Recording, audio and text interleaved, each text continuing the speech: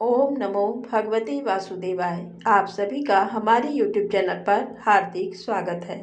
आज सुने श्रीमद् भागवत गीता के पहले अध्याय का पाठ। श्री पार्वती जी ने कहा, भगवान आप सब तत्वों के ज्ञाता हैं।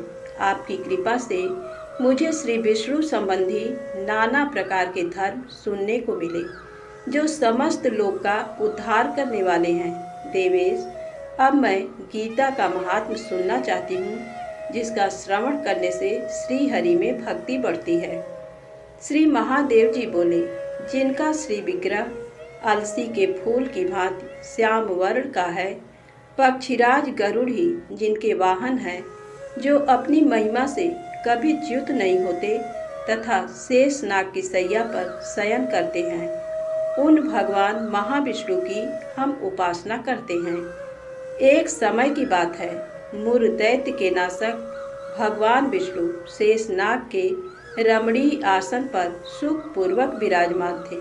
उस समय समस्त लोगों को आनंद देने वाली भगवती लक्ष्मी ने आदर पूर्वक प्रश्न किया। श्री लक्ष्मी ने पूछा, भगवान आप संपूर्ण जगत का पालन करते हुए भी अपने ऐश्वर्य के प्रति उदासीन से होकर जो इस क्षीर सागर में नींद ले रहे हैं, इसका क्या कारण है? श्री भगवान बोले, सुमुखी, मैं नींद नहीं लेता हूँ, अपितु तत्व का अनुसरण करने वाली अंतर्दृष्टि के द्वारा अपने ही माहेश्वर तेज का साक्षात्कार कर रहा हूँ। देवी, ये वही तेज है जिसका योगी पुरुष कुशाग्र बुद्धि के द्वारा अपने अंतःकरण में दर्शन करते हैं तथा जिसे मीमांसक विद्वान वेदों का सार तत्व निश्चित करते हैं। वह माहेश्वर तेज एक अजर प्रकाश स्वरूप आत्मरूप रोग शोक से रहित अखंड आनंद का पुंज निस्यंद तथा द्वैत रहित है।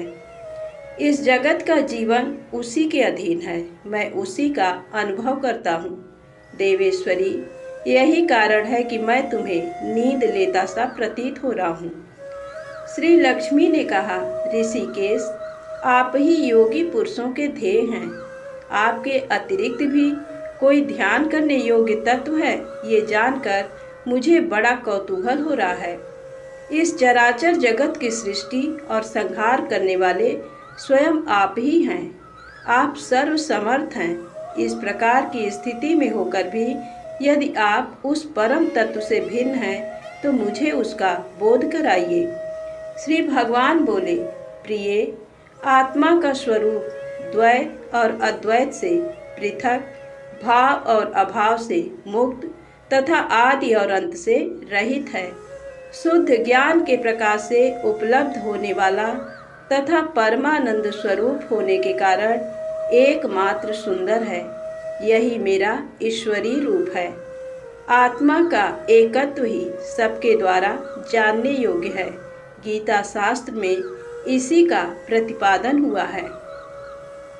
अमित तेजस्वी भगवान विष्णु के ये वचन सुनकर लक्ष्मी देवी ने शंका उपस्थित करते हुए कहा, भगवान, यदि आपका स्वरूप स्वयं परमानंदमय और मन वाणी की पहुँच के बाहर है, तो गीता कैसे उसका बोध कराती है? मेरे इस संदेह का आप निवारण कीजिए। श्री भगवान बोले, सुंदरी, सुनो, मैं गीता में अपनी स्थिति का वर्णन करता हूँ। क्रमशः 5 अध्यायों को तुम 5 मुख जानो, 10 अध्यायों को 10 भुजाएं समझो तथा 1 अध्याय को उदर और 2 अध्यायों को दोनों चरण कमल जानो। इस प्रकार ये 18 अध्यायों की वाङ्मयी ईश्वरीय मूर्ति ही समझनी चाहिए। ये ज्ञान मात्र से ही महान पातकों का नाश करने वाली है।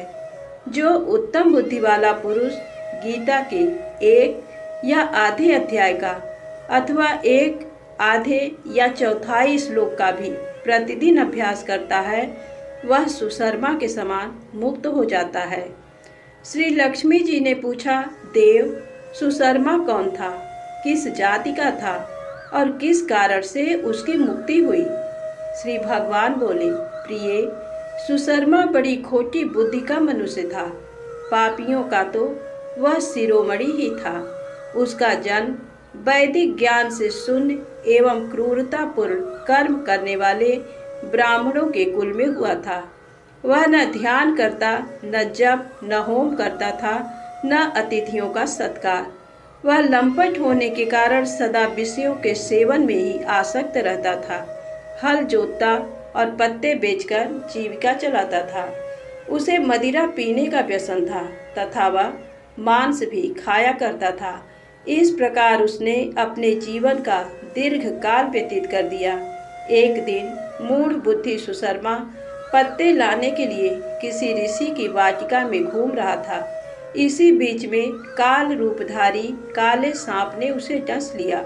सुशर्मा की मृत्यु हो गई। तदनंतर वह अनेक नरकों में जा वहाँ की यातनाएं भोग कर मर्त्यलोक में लौट आया और यहाँ बोझा ढोने वाला बैल हुआ। उस समय किसी पंगु ने अपने जीवन को आराम से व्यतीत करने के लिए उसे खरीद लिया। बैल ने अपनी पीठ पर पंगु का भार ढोते हुए बड़े कष्ट से 7-8 वर्ष बिताए। एक दिन पंगु ने किसी ऊंचे स्थान पर बहुत देर तक बड़ी तेजी के साथ उस बैल को घुमाया। इससे वह थक कर बड़े वेग से पृथ्वी पर गिरा और मूर्छित हो गया। उस समय वहां कुतूहलवश आकृष्ट हो बहुत से लोग एकत्रित हो गए। उस जन समुदाय में से किसी पुण्यात्मा व्यक्ति ने उस बैल का कल्याण करने के लिए उसे अपना पुण्य दान किया। तत्पश्चात कुछ दूसरे लोगों ने भी अपने अपने पुण्यों को याद करके उन्हें उसके लिए दान किया। उस भीड़ में एक वेश्या भी खड़ी थी।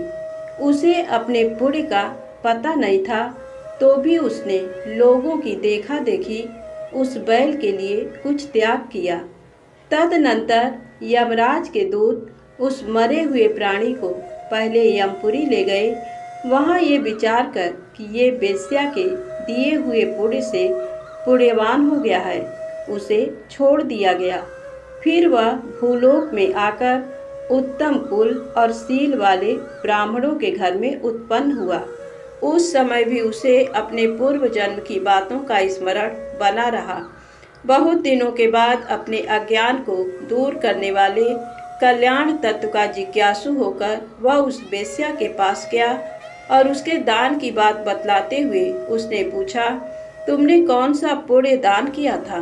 वेश्या ने उत्तर दिया, वह पिंजरे में बैठा हुआ तोता प्रतिदिन कुछ पढ़ता है, उससे मेरा अंतःकरण पवित्र हो गया है। उसी का पुण्य मैंने तुम्हारे लिए दान किया था। इसके बाद उन दोनों ने तोते से पूछा। तब उस तोते ने अपने पूर्व जन्म का स्मरण करके प्राचीन इतिहास कहना आरंभ किया। सुख बोला, पूर्व जन्म में मैं विद्वान होकर भी विद्वत्ता के अभिमान से मोहित रहता था। मेरा राग द्वेष इतना बढ़ गया था कि मैं गुणवान विद्वानों के प्रति भी ईर्ष्या भाव रखने लगा। फिर समयानुसार मेरी मृत्यु हो गई और मैं अनेकों घृणित लोकों में भटकता फिरा। उसके बाद इस लोक में आया। सद्गुरु की अत्यंत निंदा करने के कारण तोते के कुल में मेरा जन्म हुआ। पापी होने के कारण छोटी अवस्था में ही मेरा माता पिता से वियोग हो गया। एक दिन मैं ग्रीष्म ऋतु में तपे हुए मार्ग पर पड़ा था। वहाँ से कुछ श्रेष्ठ मुनि मुझे उठा लाए और महात्माओं के आश्रय में आश्रम के भीतर एक पिंजरे में उन्होंने मुझे डाल दिया। वहीं मुझे पढ़ाया गया। ऋषियों के बालक बड़े आदर के साथ गीता के प्रथम अध्याय की आवृत्ति करते थे। उन्हीं से सुनकर मैं भी बारंबार पाठ करने लगा। इसी बीच में एक चोरी करने वाले पहेलिये ने मुझे वहां से चुरा लिया। तत्पश्चात इस देवी ने मुझे खरीद लिया। यही मेरा वृत्तांत है, जिसे मैंने आप लोगों से बता दिया।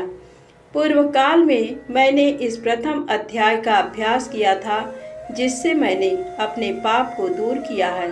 फिर उसी से इस वेश्या का भी अंतःकरण शुद्ध हुआ है और उसी के पुण्य से ये द्विज श्रेष्ठ सुशर्मा भी पाप मुक्त हुए हैं। इस प्रकार परस्पर वार्तालाप और गीता के प्रथम अध्याय के महात्म की प्रशंसा करके वे तीनों निरंतर अपने अपने घर पर गीता का अभ्यास करने लगे। फिर ज्ञान प्राप्त करके वे मुक्त हो गए। इसलिए जो गीता के प्रथम अध्याय को पढ़ता, सुनता तथा अभ्यास करता है, उसे इस भवसागर को पार करने में कोई कठिनाई नहीं होती। धन्यवाद।